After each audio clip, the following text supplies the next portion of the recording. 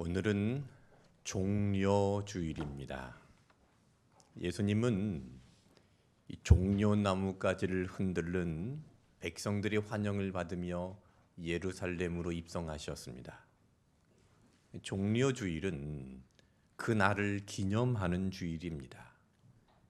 이 종려나무가 여기 보시면 요 나무와 조금 비슷하게 생겼습니다.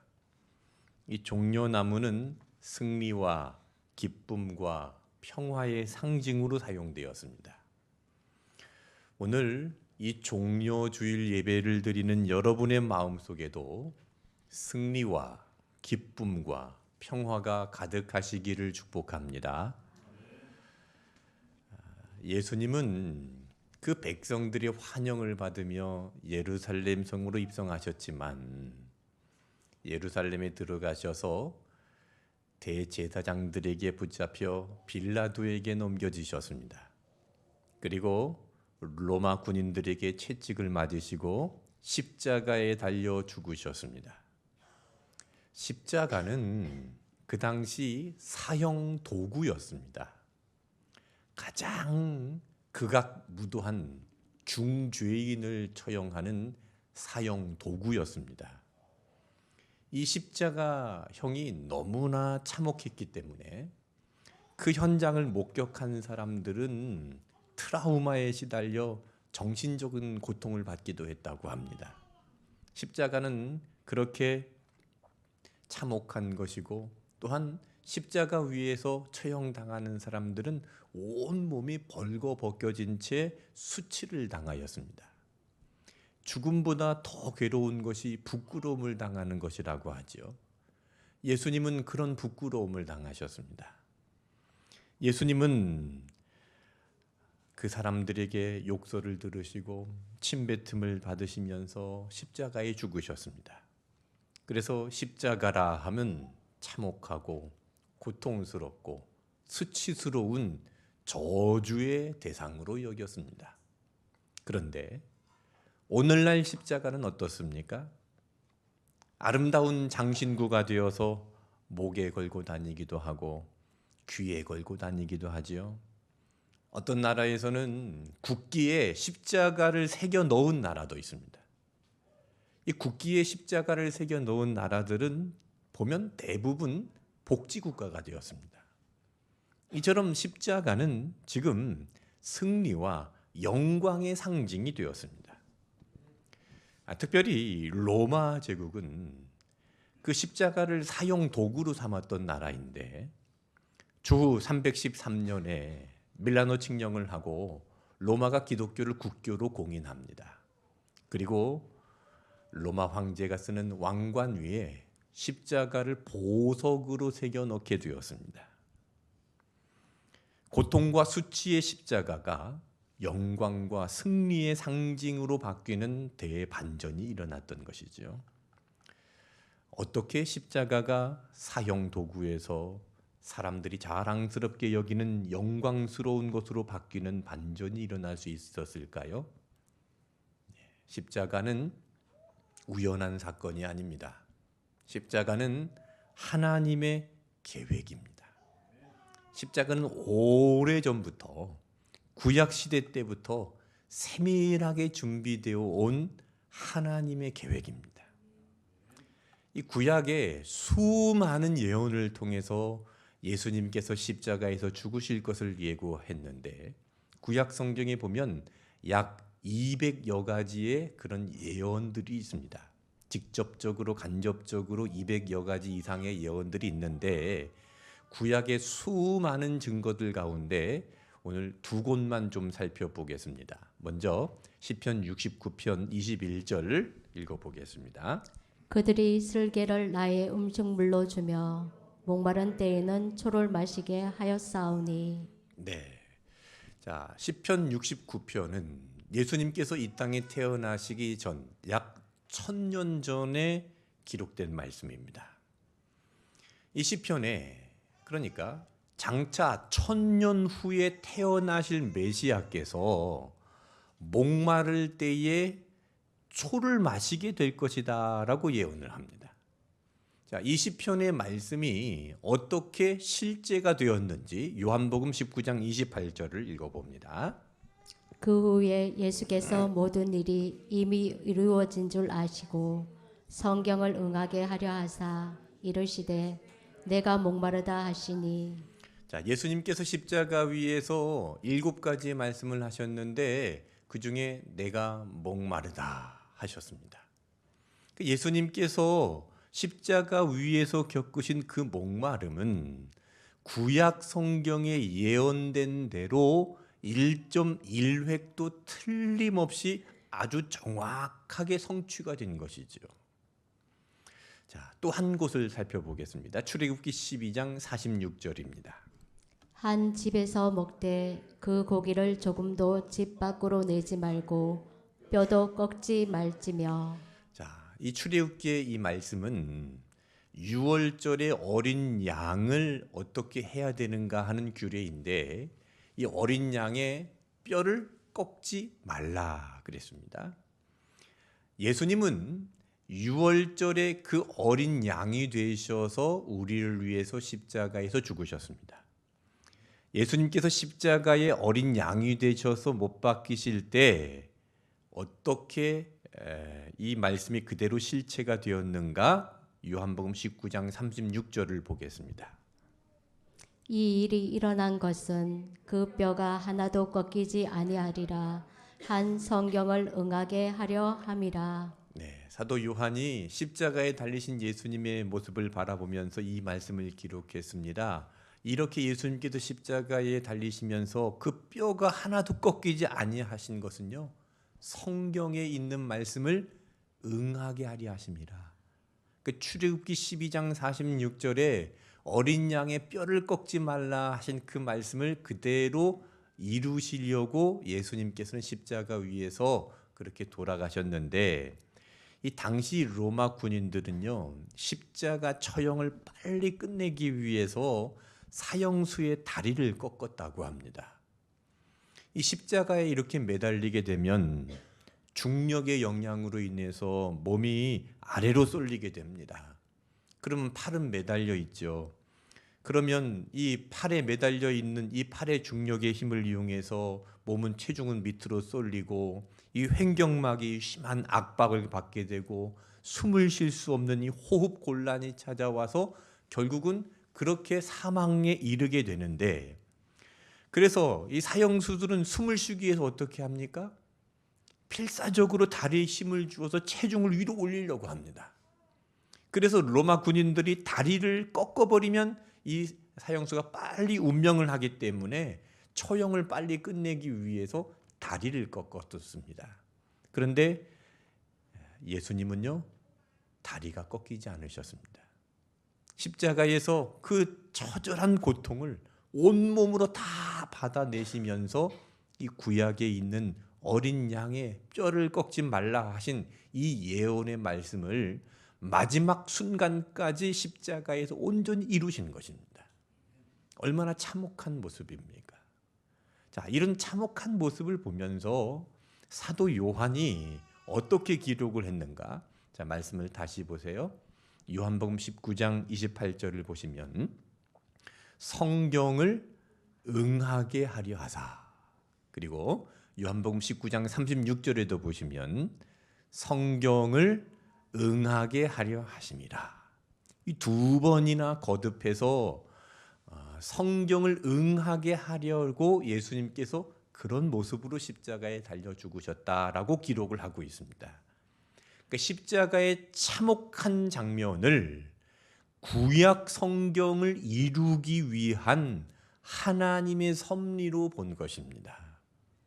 십자가는 고통과 수치와 저주의 대상이지만 성경이라는 렌즈를 통해서 보면 그 안에 하나님의 위대한 계획이 들어있다는 것입니다. 십자가의 고난은 하나님의 말씀이라는 렌즈를 통해서 보면 고난으로 끝나는 것이 아니라 영광이 됩니다. 절망도 그렇습니다. 절망스러운 사건도 하나님의 말씀이라는 렌즈를 통해서 보면 소망이 됩니다. 영화 극장에 가면 3D 입체 영화관이라는 데가 있죠. 그 영화관에 들어가서 맨 눈으로 보면은요, 이 어지러워 가지고 도무지 무슨 장면인지 알아볼 수가 없습니다. 그런데 그 영화관에서 주는 이 3D 입체 안경을 딱 끼면 그 흐릿했던 화면들이 눈앞에 아주 생생하게 내 손앞에 잡힐 정도로 그냥 현실적으로 변하게 됩니다. 화면이 변한 게 아니지요. 내가 쓰고 있는 렌즈가 바뀔 때에 비로소 제대로 보이게 되는 겁니다. 이처럼 내 삶에 찾아온 십자가와 같은 고난들이 말씀의 렌즈로 보면 하나님의 섭리와 하나님의 역사로 보게 됩니다. 절망이 새로운 소망이 되고 약함이 강함이 됩니다. 수치스러운 일이 자랑거리가 될 수 있고 나의 아픔이 다른 사람을 치유할 수 있는 약재료가 될 수 있습니다. 우리 교회 앞에 보면 엄나무가 있는데요, 가시가 막 돋아 있습니다. 이렇게 보면 좀 무섭게 생겼습니다. 그런데 이 나무는요, 이제 조금 있으면 이제 연한 가지가 올라올 겁니다. 그 가지를 잘라 가지고 말려서 달여서 먹으면 몸에 좋은 약재료가 된다고 합니다. 보기에는 가시가 돋고 무섭게 생겼지만 이 과정을 잘 통과해내면 아주 귀한 약재료가 되는 것입니다. 여러분, 우리의 상처와 우리의 부끄러움도 마찬가지입니다. 그것은 숨겨야 할 약점이 아닙니다. 나의 약함은 부끄러운 것이 아닙니다. 이 약함과 이 모든 것들이 말씀 안에서 해석되면 십자가의 능력을 드러내는 통로가 됩니다.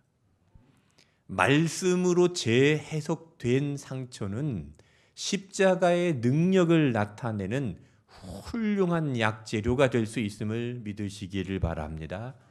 그러므로 여러분, 말씀을 묵상하고 이 말씀을 적용하면서 말씀의 렌즈를 끼고 세상을 바라보아야 합니다. 하나님의 말씀이라는 렌즈를 끼고 고통 속에 감추어진 위대한 섭리를 볼 수 있는 영적인 눈이 열리기를 축복합니다. 여러분 삶에 십자가를 지고 가는 것과 같은 고통과 무거운 짐이 있습니까? 어떤 문제가 있습니까? 말씀 안에서 잘 해석이 되어지고 말씀으로 자유케 되기를 축복합니다. 깜깜하고 눈이 앞에 보이지 않는 절망적인 시간들이 있습니까? 그 어둠을 밝혀주는 등불이 되신 말씀이 비추어 주므로 절망이 소망이 되시기를 축복합니다. 감추고 싶고 드러내기 힘든 수치와 부끄러운 사건들이 있습니까? 그 일로 괴로워하십니까?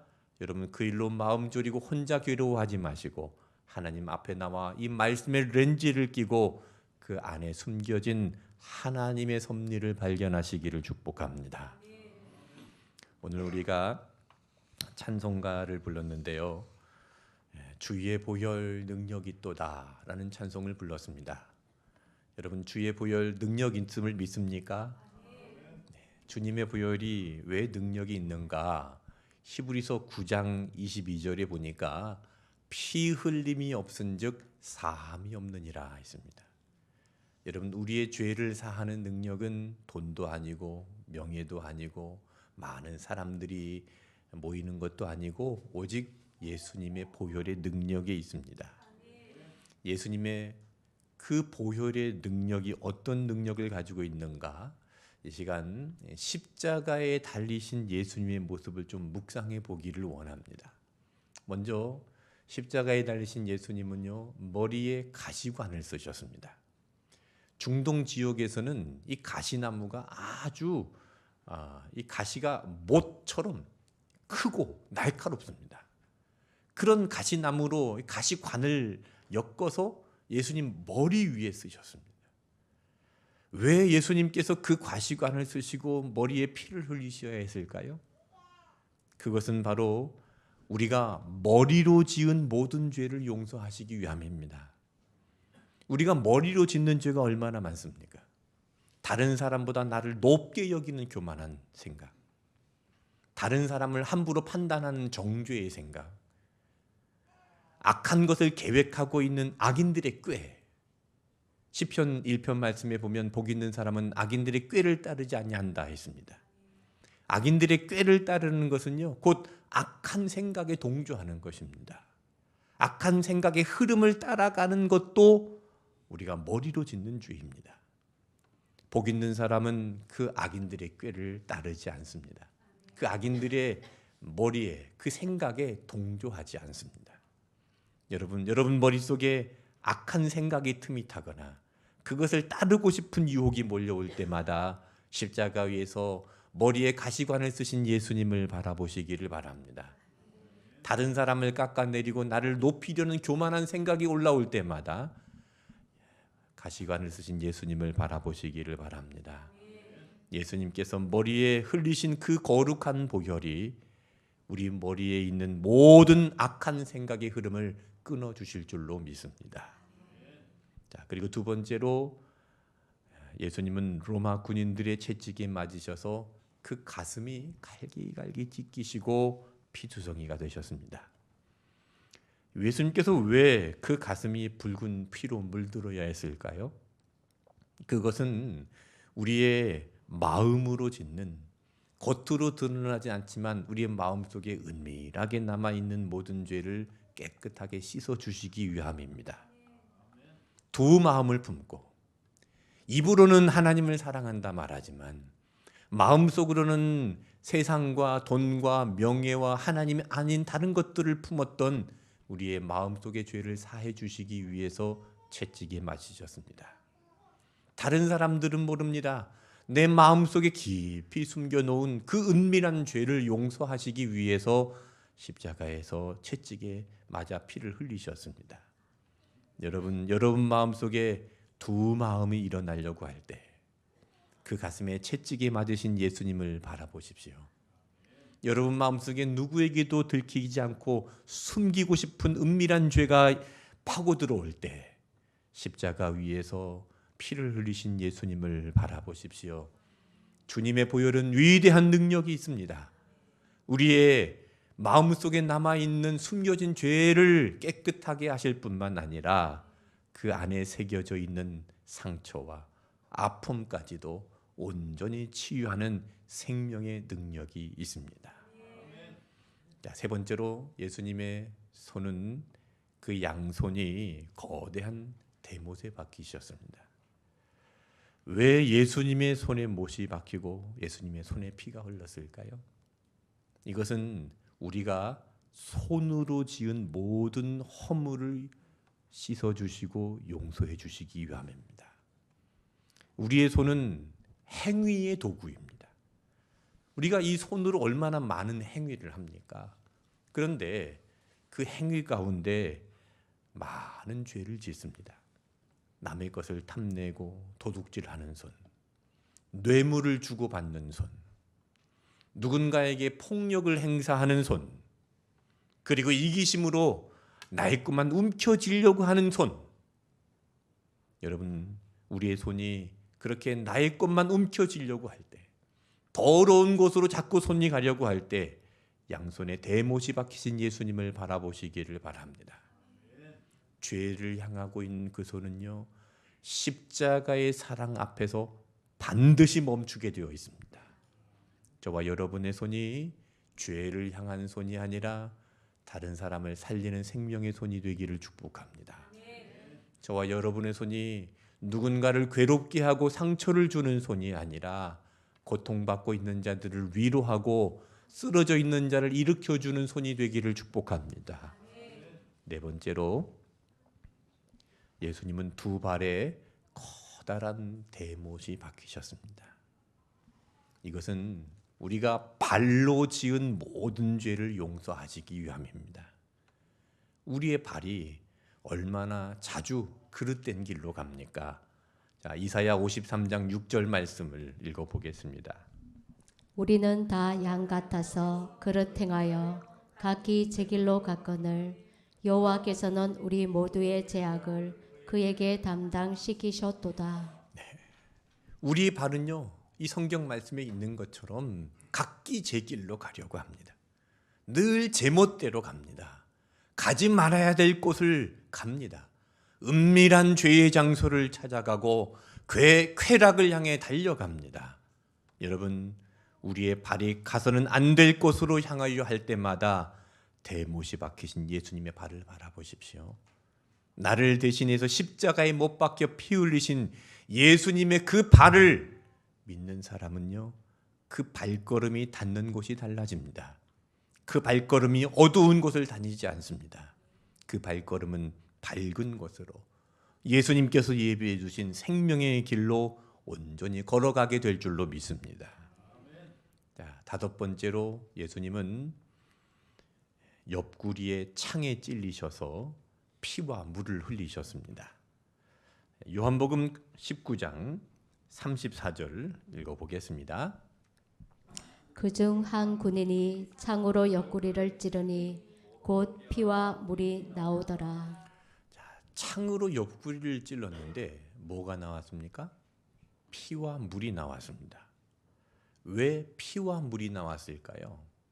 제가 이것을 찾아보니까 아까도 말씀드렸지만 십자가에 매달리면 체중이 아래로 쏠립니다. 그리고 이 횡격막에 심한 압박을 받게 되고 호흡 곤란이 일어납니다. 숨을 제대로 쉴 수 없는 그런 곤란한 상황 속에서 이 몸에 있는 혈액이 피와 물로 철저히 분리된답니다. 그러니까 피와 물이 이렇게 철저히 분리되는 이 고통을 겪게 되는데, 로마 군인들이 옆구리를 찔렀을 때에 그렇게 분리된 피와 물이 그 옆구리를 통해서 쏟아져 나온 것이죠. 그러니까 예수님은 십자가 위에서 온 몸으로 고통을 받아내셨습니다. 예수님께서 우리가 육신으로 우리의 몸으로 지은 모든 죄를 용서해 주시기 위해서 피와 물을 쏟으신 것입니다. 여러분, 우리의 몸은 고린도전서 6장 19절 말씀에 보면 너희 몸은 너희가 하나님께로부터 받은 바 너희 가운데 계신 성령의 전인 줄 알지 못하느냐. 너희는 너희 자신의 것이 아니니라 했습니다. 여러분, 우리의 몸은 거룩한 성전입니다. 그런데 우리의 귀한 몸을 정욕과 쾌락과 음란의 도구로 내어주는 그런 더럽힘을 할 때가 얼마나 많습니까? 이러한 모든 불의함으로부터 우리의 몸과 우리의 모든 육체를 정결하게 하시려고 예수님은 온몸으로 고통을 받아내시며 마지막 물과 피를 다 쏟아 흘려주셨습니다. 여러분, 우리의 몸이, 우리의 육신의 정욕이 이 세상의 쾌락을 따라가려고 할 때, 온갖 유혹에 흔들릴 때, 음란한 곳으로 가려고 할 때 온몸으로 그것을 겪어내시며 피와 물을 쏟아내신 예수님을 바라보십시오. 그 십자가를 바라볼 때 우리는 이 정욕과 세상의 모든 유혹을 넉넉히 이길 수 있는 은혜가 임하게 될 것입니다. 마지막 여섯 번째입니다. 예수님은 입으로 쓸개 탄 포도주를 단호하게 거절하셨습니다. 자, 마태복음 27장 34절에 보시면 쓸개 탄 포도주를 마시게 하였더니 예수께서 맛보시고 마시고자 하지 아니하시더라. 이 쓸개 탄 포도주가 무엇이냐 하면 진통제와 같은 것입니다. 십자가에 달려 죽어가는 사람을 위해서 마지막으로 배려하는 것입니다. 이 십자가의 고통이 너무나 크니까 쓸개 탄 포도주를 주어서 그 진통을 조금이나 덜 느끼게 하려고 주는 것이었습니다. 그런데 예수님께서 그것을 보시고 마시지 않으셨습니다. 입을 닫으셨습니다. 그리고 온몸으로 십자가의 고통을 다 받아내셨습니다. 여러분, 예수님께서 그 입으로 쓸개 탄 포도주를 거부하시고 침묵을 지키신 것은 우리가 입술로 지은 모든 죄를 정결하게 하시기 위함입니다. 우리의 입으로 얼마나 많은 죄를 짓습니까? 누군가를 헐뜯는 비방과 은밀하게 말하는 뒷담화, 관계를 깨트리려고 하는 이간적인 말, 공동체를 무너뜨리는 분열의 말들, 영혼을 상처 주는 상처의 말들, 다른 사람을 조롱하는 말, 거짓말, 자신을 은근히 높이려는 교만하는 말, 그 위에도 말로 짓는 죄들이 얼마나 많습니까? 이 모든 말로 지은 죄들을 다 씻어내시기 위해서 예수님께서는 십자가에서 입을 닫으시고 아무 변명도 안 하시고 침묵하시며 고통을 당하신 것입니다. 여러분, 십자가에 달리신 예수님의 거룩한 침묵을 묵상하시면서 입으로 죄를 범하지 않기를 축복합니다. 내 입에서 비방이 나오려고 할 때, 뒷담화가 나오려고 할 때, 이간하려는 말이 나오려고 할 때, 상처 주는 말이 나오려고 할 때, 조롱하는 말, 거짓말, 교만의 말들이 나오려고 할 때 십자가를 바라보십시오. 저와 여러분의 언어가 생명을 살리고 덕을 세우는 은혜의 언어가 되기를 축복합니다. 아무 죄 없으신 예수님께서 머리에는 가시관을 쓰시고 가슴에는 채찍으로 맞으셨고 손과 발에는 대못이 박히셨습니다. 옆구리에는 창에 찔리셔서 피와 물이 흘러내리셨습니다. 그리고 입으로는 쓸개탄 포도주 그 진통제를 거절하셨습니다. 왜 이렇게 하셨습니까? 예수님께서 왜 십자가의 고통을 그대로 다 받으셨습니까? 그것은 죄인인 나를 끝까지 사랑하셔서 머리에서 발끝까지 단 하나도 빠짐없이 철저하게, 온전하게, 그리고 영원히 대속해 주시기 위함입니다. 죄인인 나를 끝까지 사랑하셔서 머리털부터 발끝까지 하나도 빠짐없이 철저하게, 온전하게, 영원히 대속해 주시기 위함인 줄 믿으시기를 바랍니다. 이 시간 그 십자가의 사랑을 생각하면서 성찬의 자리로 나아가겠습니다.